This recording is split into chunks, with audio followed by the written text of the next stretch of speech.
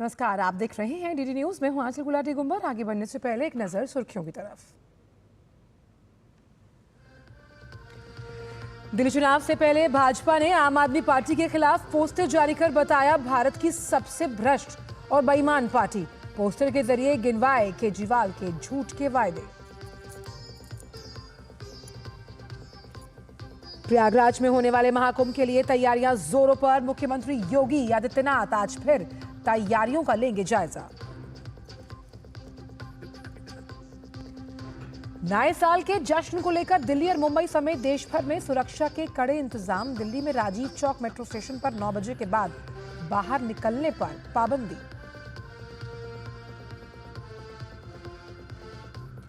नए साल से पहले उत्तर भारत में भीषण शीतलहर का अलर्ट। पहाड़ों में बिछी बर्फ की चादर। मैदानी इलाकों में पारा गिरने से दिन में बढ़ी ठंड। और क्वाड के गठन के 20 साल पूरे।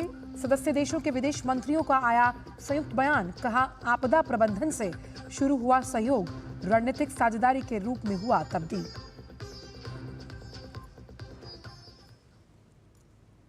और आइए अब जानते हैं इन सभी खबरों को विस्तार के साथ। बात करते हैं दिल्ली में आगामी विधानसभा चुनाव को लेकर, जहां भारतीय जनता पार्टी लगातार दिल्ली की आम आदमी पार्टी सरकार पर हमलावर है। भाजपा ने आम आदमी पार्टी के खिलाफ पोस्टर जारी करते हुए इस देश की सबसे भ्रष्ट और बेईमान पार्टी उसे बताया।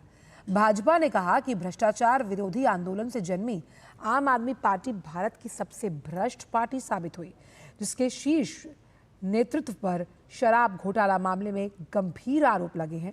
पोस्टर में कहा गया कि आपके शासन में दिल्ली भ्रष्टाचार का अड्डा बन गई। साथ ही पोस्टर में भाजपा ने अरविंद केजरीवाल, मनीष सिसोदिया, सत्येंद्र जैन को भ्रष्टाचार का 30 मार खां बताया।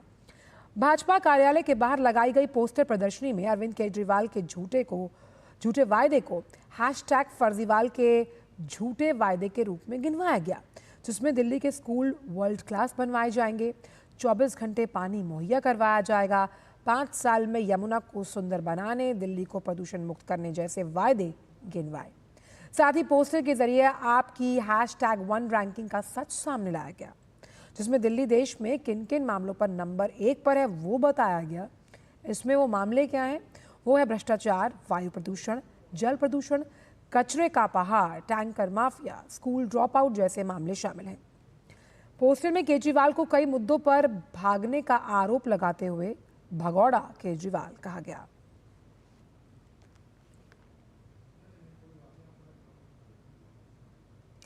दिल्ली की सरकार आगामी विधानसभा चुनाव को देखते हुए लगातार नए वादे किए जा रही है। आज से पुजारियों और गुरुद्वारों के ग्रंथियों के लिए पुजारी ग्रंथी सम्मान योजना का जो रजिस्ट्रेशन है वो शुरू किया जा रहा है। लेकिन केजरीवाल की घोषणाओं पर लोगों को संदेह हो रहा है। एक तरफ जहां इमाम अपने वेतन को लेकर विरोध प्रदर्शन कर रहे हैं, वहीं इस नई योजना को लेकर लोगों में संदेह है। पुजारियों और ग्रंथियों को चुनाव के पहले की जो ये घोषणा की गई है, उस पर कई सवाल वो उठा रहे हैं। आइए सुनते हैं।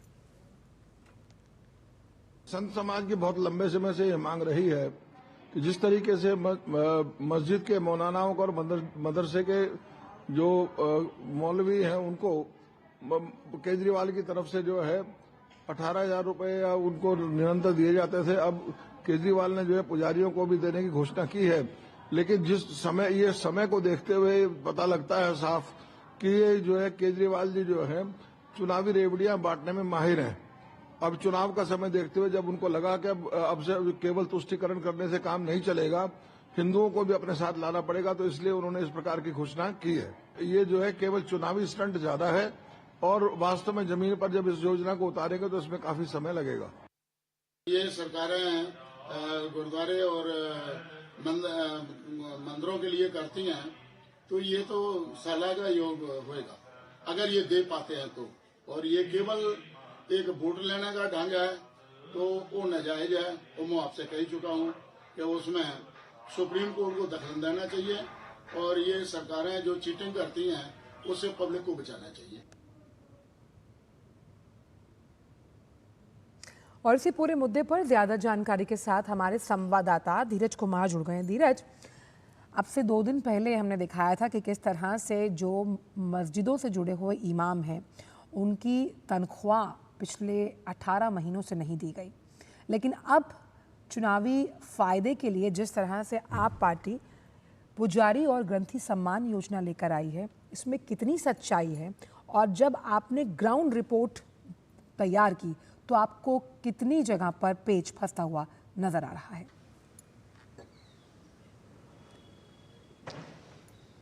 देखिए, सवाल तो बहुतेरे हैं, क्योंकि जिस तरीके से कल आम आदमी पार्टी ने जो पुजारी और ग्रंथी सम्मान योजना की शुरुआत की है, तो उस शुरुआत से पहले थोड़ा सा हम इमामों के जो मुद्दे हैं उनको भी हम जान लेते हैं। जैसा कि कल ही हमने दिन के 11 बजे जो इमामों का जो प्रदर्शन है आम आदमी पार्टी के संयोजक अरविंद केजरीवाल के आवास पे देखा, और उनकी जो मांगे थी कि हमें 17 महीने से जो वेतन नहीं मिली है, और उन्होंने साफ तौर पे कहा कि एक दिन के बाद हमारे 18 महीने का वेतन हमारा हो जाएगा। तो एक तो सवाल अरविंद केजरीवाल से जरूर बनता है कि अगर आप इमामों को पहले पैसे नहीं दे पा रहे हैं, तो इमामों को पैसे नहीं देने के बाद आपने ग्रंथी के लिए या पुजारियों के लिए ये घोषणाएं क्योंकि कल जो इमाम के जो अध्यक्ष हैं, जो इमाम वक्फ जो उनका एसोसिएशन है उसके जो अध्यक्ष हैं साजिद रशीदी जी, उनसे हमारी बात हुई थी, तो उन्होंने साफ तौर पे कहा था कि बीते 15 दिनों से दिल्ली की आम आदमी पार्टी हमें ठगने का प्रयास कर रही है। पहले हमने आतिशी से मिलने की कोशिश की, आतिशी ने हमें 4 दिन का समय मांगा, उसके बाद फिर आतिशी ने मिलने से इनकार कर दिया, और हमारे पास कोई विकल्प नहीं रहा। तो अभी हम आम आदमी पार्टी के जो संयोजक हैं अरविंद केजरीवाल, उनके आवास पे आए हैं, और यहाँ भी मुझे अरविंद केजरीवाल से मिलने नहीं दिया गया और मैं अपनी बात नहीं कह पाया।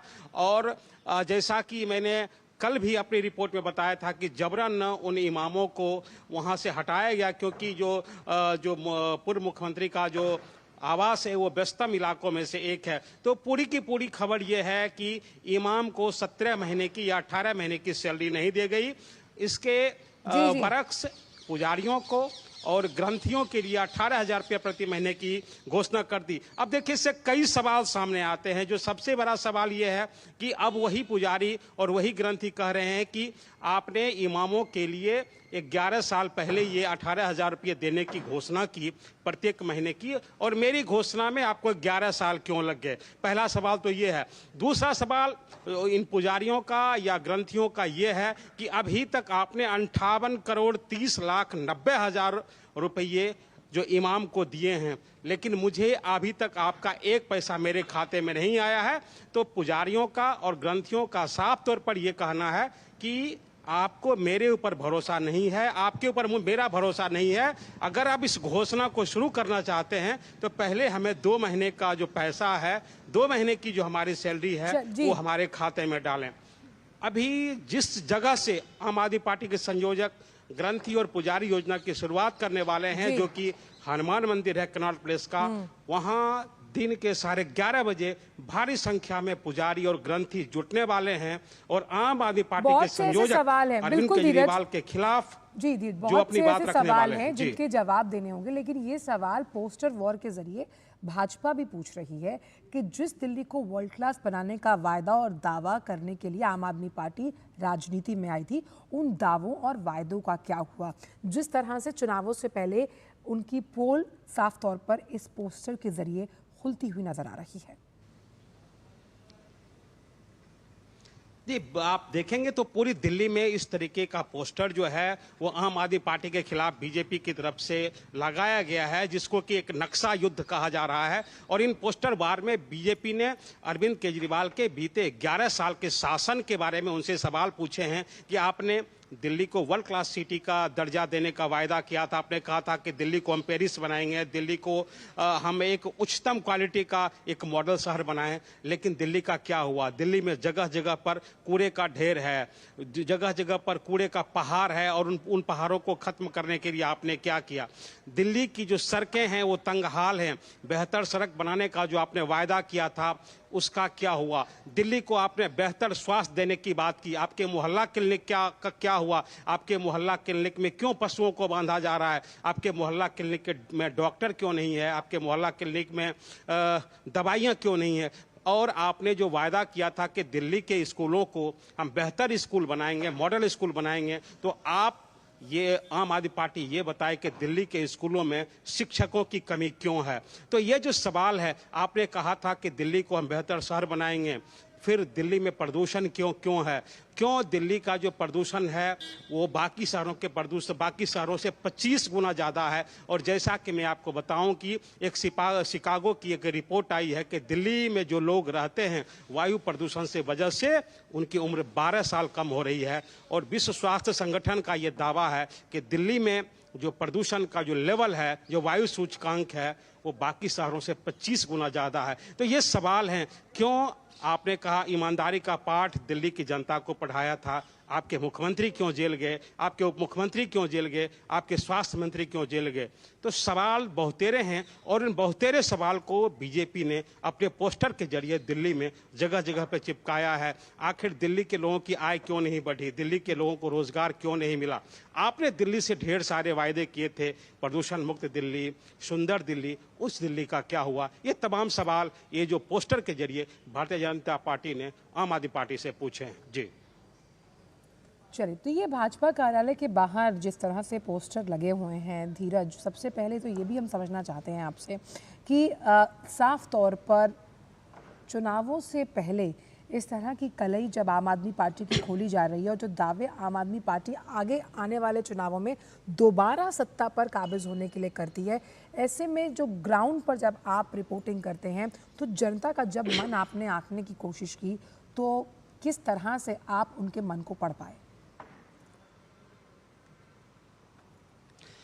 देखिए, जनता का जो भरोसा है दिल्ली में, खास करके अगर हम दिल्ली की बात करें तो वो जनता का भरोसा डिगा हुआ है। जनता ये सवाल पूछ रही है कि आपने 11 साल दिल्ली में शासन किया, तो 11 साल दिल्ली में शासन करने के बाद चुनाव के आखिरी वक्त में आपको घोषणाएं करने की क्या जरूरत पड़ रही है। आप दिल्ली की महिलाओं को क्यों गुमराह करने की कोशिश कर रहे हैं। वो संजीवनी योजना पे सवाल पूछ रही है।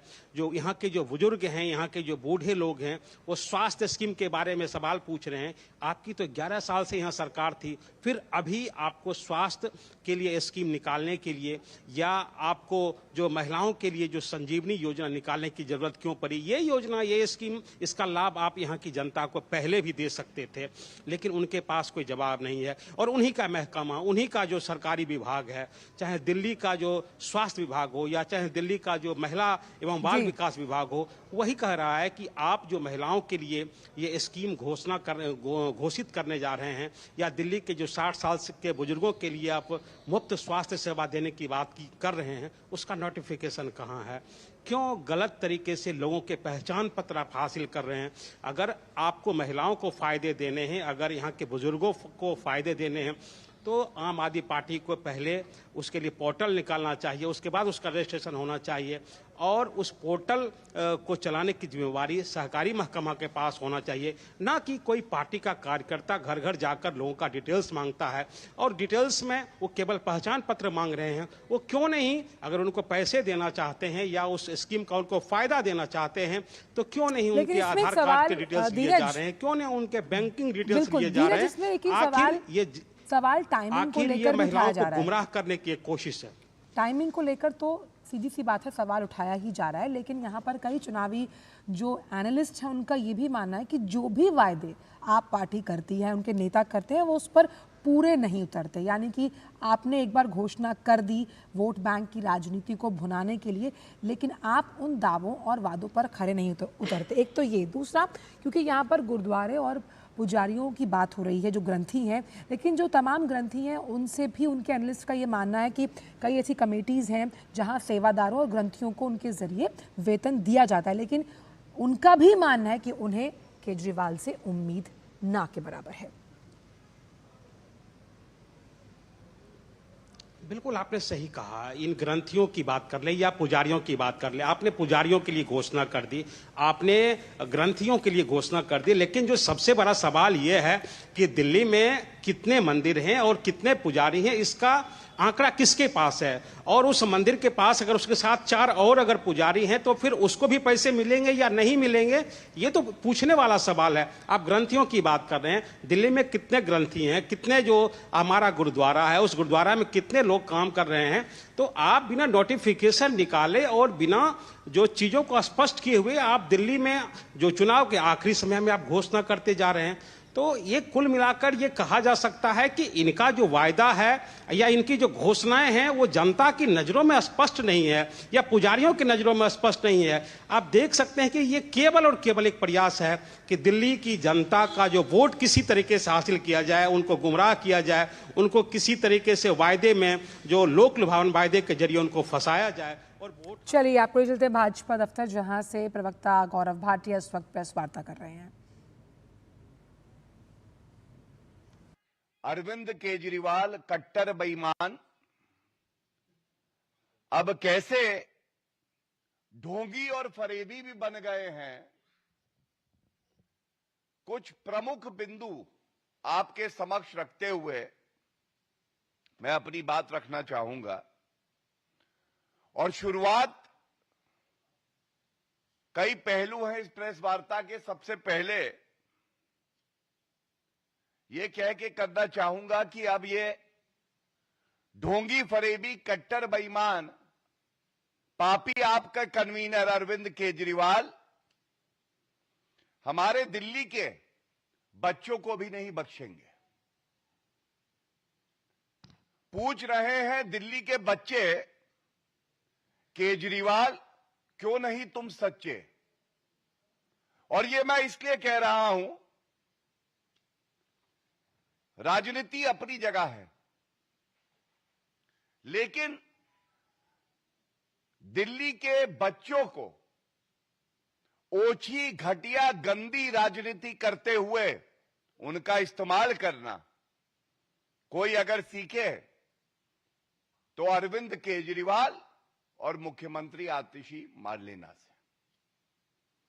सबसे पहले तथ्य रख दूं आपके समक्ष।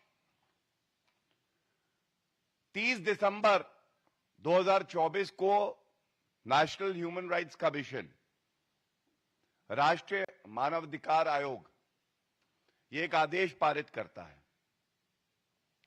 और इस आदेश में जो अरविंद केजरीवाल और आतिशी मार्लेना ने हमारे मासूम बच्चों का वीडियो डाला है, उनको राजनीति में ढकेला है, ये मैं आपके समक्ष बड़ी जिम्मेदारी से रख दूं, उल्लंघन है जुवेनाइल जस्टिस एक्ट का 2015। एक दूसरा, 5 फरवरी 2024 को इलेक्शन कमीशन ऑफ इंडिया की गाइडलाइंस आई कि कोई भी राजनीति में बच्चों का कोई वक्तव्य, उनकी उपस्थिति, उनके द्वारा राजनीतिक बयान देना, इस तरह की गतिविधि नहीं होनी चाहिए।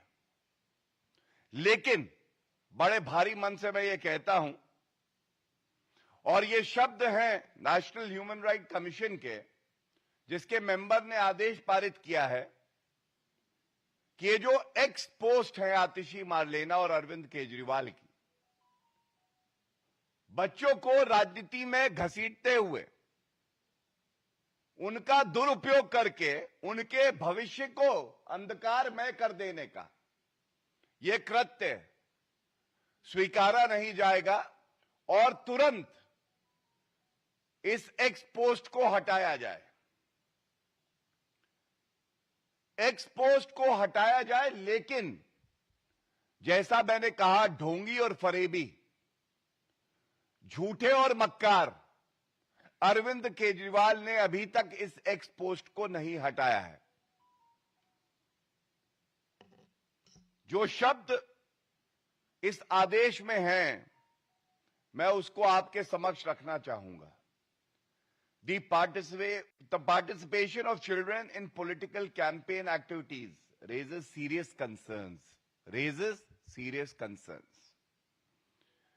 दूसरा, deeply concerned. The National Human Rights Commission is deeply concerned about such expos. And they take a firm view, as they say, we take a firm view that the aforementioned post should be immediately removed and should be taken down. Immediately. But nothing has been done. So I want to first of all also highlight the real character and anti-children attitude of the Papi Aap, Arvind Kejriwal and Atishi Marlena. It raises three very vital issues. Why is Arvind Kejriwal and Atishi Marlena involving our innocent children and violating their dignity, which is their fundamental right, by these campaigns? Is he unsure? Is Arvind Kejriwal aware that he is losing the Delhi elections? Second, why is Arvind Kejriwal and Atishi Marlena violating the Constitution of India, Article 21, which guarantees personal liberty, dignity to our children? Why is he violating the Juvenile Justice Act? The laws of the country have no meaning for a Chief Minister, Atishi Marlena, who was sworn by the Constitution to protect and preserve it. And third is a question that the citizenry of our country and Delhi is asking. They're asking, why are you playing with young and impressionable minds, and why are they being pushed towards cheap and dirty politics of the Aam Aadmi Party? And it is our duty to insulate these young and impressionable minds from the cheap, dirty and petty politics of the Aam Aadmi Party. And we will continue to do so. We will ensure that Arvind Kejriwal, the destroyer of Constitution, a hater of children, is thrown out of power so that people of Delhi who deserve better have a government which serves them well. इसके बाद मैं कुछ प्रकरण आपके समक्ष रखूंगा. यह पहली बात नहीं है कि अरविंद केजरीवाल ने भारत और दिल्ली के भविष्य, हमारे बच्चों के साथ इस तरह का व्यवहार किया है. आप याद करिए, एक क्लासरूम घोटाला उर्फ बाथरूम घोटाला हुआ था. यह क्या था? इन्होंने कहा कि दिल्ली के बच्चे, हमारे बच्चे अब क्लासरूम में नहीं पढ़ेंगे, ये टॉयलेट सीट में बैठ के टॉयलेट में पढ़ेंगे, क्योंकि टॉयलेट ही क्लासरूम है. यह दूरदर्शिता थी. शराब कारोबारियों के साथ इलू इलू, लेकिन दिल्ली के बच्चों के साथ टॉयलेट में बैठ के टॉयलेट सीट पर बैठो और पढ़ाई करो, क्योंकि यही क्लासरूम है. पॉक्सो एक्यूज्ड खड़ा होना था मुख्यमंत्री जी को, जब ये मुख्यमंत्री थे अरविंद केजरीवाल, बच्चों के साथ. तो इनके मंत्री सत्येंद्र जैन द रेपिस्ट को थेरेपिस्ट बनाए हुए थे, मसाज ले रहे थे जेल की सलाखों के पीछे. इतना प्यार बच्चों से इनका. इसके बाद जो इन्होंने किया है, इस पे मैं जरूर एक टिप्पणी करना चाहूंगा. हम सब जानते हैं, दिखावे की राजनीति अगर कोई करता है तो वो अरविंद केजरीवाल. 10वीं और 12वीं के बच्चे परीक्षा में बैठते हैं और फेल हो जाते हैं, तो इनको लगा कि हमारी साग पर भट्टा लगेगा. तो इन्होंने क्या किया कि 9वीं और 11वीं के जो बच्चे हैं उनको अच्छी शिक्षा तो नहीं दी, लेकिन उनको फेल करना स्टार्ट कर दिया. इसलिए फेल करना स्टार्ट कर दिया कि अगर 9वीं और 11वीं में फेल करेंगे तो इनको लगा 10वीं और 12वीं के जो परिणाम आएंगे वो अच्छे आएंगे। और आप सोचिए किस तरह की विभत्स राजनीति ये व्यक्ति करता है, जो 11वीं और 9वीं कक्षा में हमारे बच्चों को जबरदस्ती फेल किया, उसके बाद उनके साथ कहता है हैप्पीनेस उत्सव बनाएंगे। आप सोच देखिए कितनी जहरीली है। 9वीं और 11वीं के बच्चों को पढ़ाकर शिक्षा का अधिकार जो उनको है, क्लासरूम में अच्छी फैसिलिटीज हो, यह सुनिश्चित करना था, लेकिन नहीं। बच्चे हम तुम्हें 9वीं और 11वीं में ही फेल करेंगे और उसके बाद हैप्पीनेस उत्सव बनाएंगे। तो अब दिल्ली भी कह रहा है, जैसा एलजी साहब ने लिखा है, अपनी पार्टी की ही मुख्यमंत्री को अस्थाई मुख्यमंत्री बता रहे हैं। तो दिल्ली की जनता भी कह रही है, आपको हटाकर अप्रत्याशित हार दिखाकर राजनीति से बाहर कर दिल्ली की जनता अब हैप्पीनेस उत्सव बनाने जा रही है, क्योंकि भाजपा आने जा रही है। और इसके बाद ये वो ठग्गूमल है, ठग्गूमल अरविंद केजरीवाल, जिसने अपने बच्चों को नहीं छोड़ा है।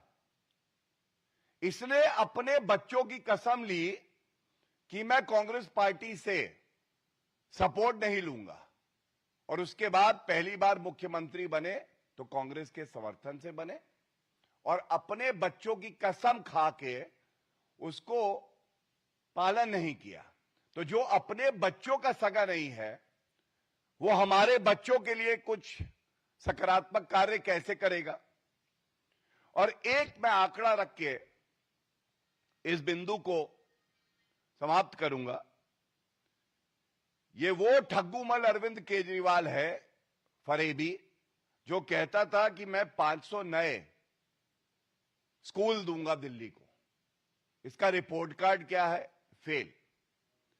10 साल में एक भी नया स्कूल पापी आपकी सरकार ने नहीं दिया, और 16 ऐसे विद्यालय हैं जो कि बंद हो गए। दिल्ली के स्कूलों की स्थिति यह है कि यहां प्रिंसिपल नहीं है, और करीब 80% ऐसे पद हैं जो रिक्त हैं। 80%। ये आंकड़े मैंने आपके समक्ष इसीलिए रखे क्योंकि ये चिंताजनक है कि जब अरविंद केजरीवाल को लग रहा है कि उसके पैरों के नीचे जमीन नहीं है, तो वो हमारे बच्चों का भी दुरुपयोग कर रहा है, उनको राजनीति में खींच रहा है। और हम इस लड़ाई को लड़ते रहेंगे, क्योंकि आज ये जनता की आवाज है कि ठग्गू अरविंद केजरीवाल, हम अपने बच्चों के भविष्य से तुम्हें कतई खेलने नहीं देंगे। और इसका जवाब दिल्ली की जनता और पूरे भारत की जनता देगी, क्योंकि जब बच्चों की बात आती है तो वही हमारे देश का भविष्य है, और हम लोग इस मुद्दे को बड़ी प्रखरता से उठाते रहेंगे। इसके साथ इस बिंदु पे मैंने अपनी बात रखी। हमने ये भी देखा है किस तरह से जो हिंदू विरोधी सोच थी अरविंद केजरीवाल की, और ये तस्वीर आपको दिखाता हूं मैं। ये तस्वीर देखिए, मौलाना अरविंद केजरीवाल, ऐसा कोई सगा नहीं जिसे अरविंद केजरीवाल ने ठगा नहीं। तो ये वो अरविंद केजरीवाल हैं जो हमारे लिए जो पवित्र स्वास्तिक चिन्ह है, और झाड़ू इनका चुनाव चिन्ह है, तो झाड़ू स्वास्तिक को मारा जा रहा है। अब ये कहने की बात आएगी कि ऐसा क्या हुआ, ऐसा क्या हुआ? हिंदू विरोधी अरविंद केजरीवाल अब नए नए वादे गढ़ के आए हैं। ऐसा इसलिए हुआ क्योंकि अरविंद केजरीवाल को यह पता चल गया है कि झूठे वादे जो इन्होंने किए थे वो पूरे नहीं हुए हैं और इनका राजनीतिक जीवन जो है, जो करियर है, ये समाप्त होने वाला है। तो अब खोई हुई जमीन बचाने के लिए क्या करें? नए झूठे वादे लाओ। जैसा मैंने आपको स्कूल के बारे में बताया, वो एक झूठा वादा था। उसके अलावा इन्होंने कहा कि 8 लाख नौकरी देंगे हम सरकारी 5 साल में, और 2015 से 20 के बीच का आंकड़ा है तो 440 को रोजगार दिया है इन्होंने। इसी तरह से इन्होंने बात करी थी कि हम चिकित्सा बेहतर कर देंगे, अस्पताल बनाएंगे, वो भी नहीं बनाए।